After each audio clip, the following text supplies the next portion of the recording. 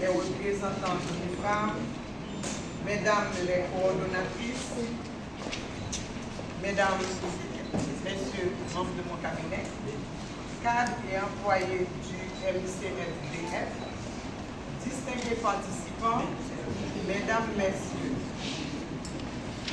En ces temps particulièrement difficiles où les femmes haïtiennes font face à des défis sans précédent, terreur, instabilité, détresse socio-économique, ainsi que violences physiques, psychologiques fondées sur le genre, je suis ravie de vous accueillir ici aujourd'hui pour le lancement de cet important atelier de 2 jours, destiné à unir nos efforts pour tracer ensemble le chemin vers une société juste et plus équitable.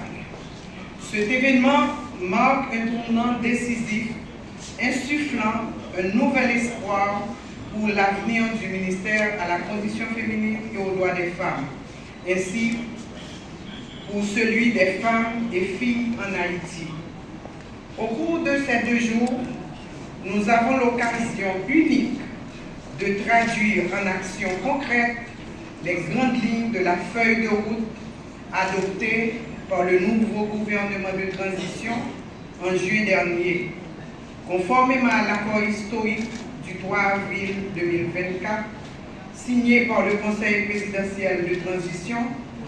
Ce cadre stratégique rigoureux, mais porteur d'espoir, nous engage collectivement à œuvrer pour un avenir meilleur au bénéfice des femmes haïtiennes. Les axes prioritaires de cette feuille de route sont clairs et ne laissent place à aucune ambiguïté. Ils nous appellent chacune et chacun d'entre nous à une mobilisation sans précédent pour intégrer durablement dans notre culture sociale les valeurs de justice et d'équité, fondement d'une Haïti que nous aspirons toutes et tous à voir renaître et s'imposer. Il nous invite à œuvrer ensemble, sans relâche, pour que chaque femme haïtienne puisse vivre sans peur, participer activement à la vie publique et jouer un rôle déterminant dans la construction de notre nation. Ces femmes sont non seulement les gardiennes de notre espoir, mais aussi les moteurs du changement que nous devons porter tant dans nos cœurs que dans nos actions.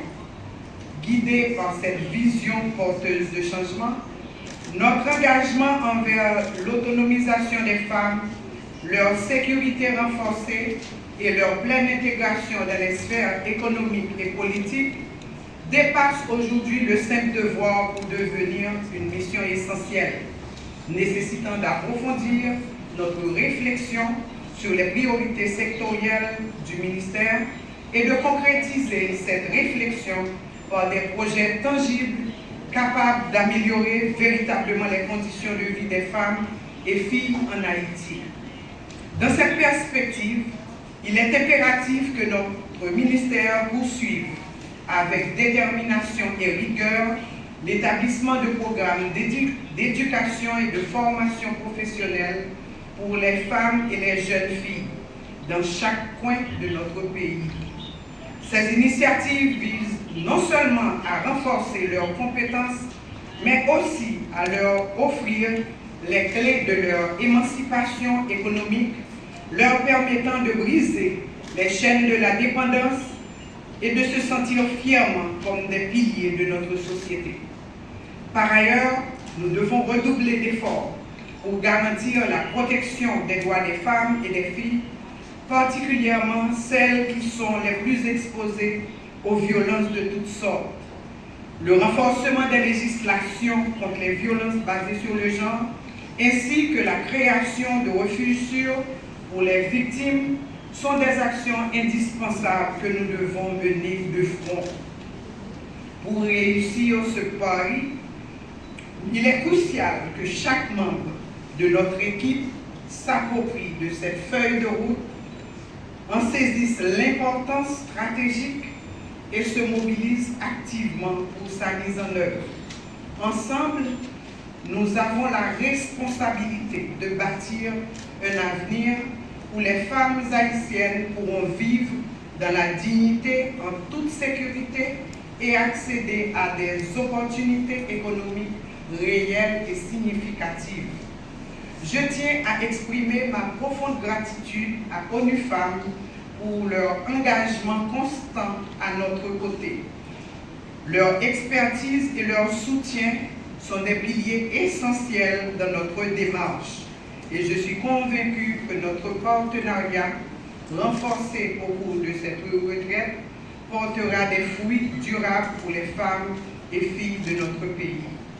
J'ai pleinement confiance en notre capacité collective à relever les défis qui nous attendent. Faisons en sorte que les décisions et les stratégies définies ici aient un impact puissant et durable sur la vie des femmes haïtiennes.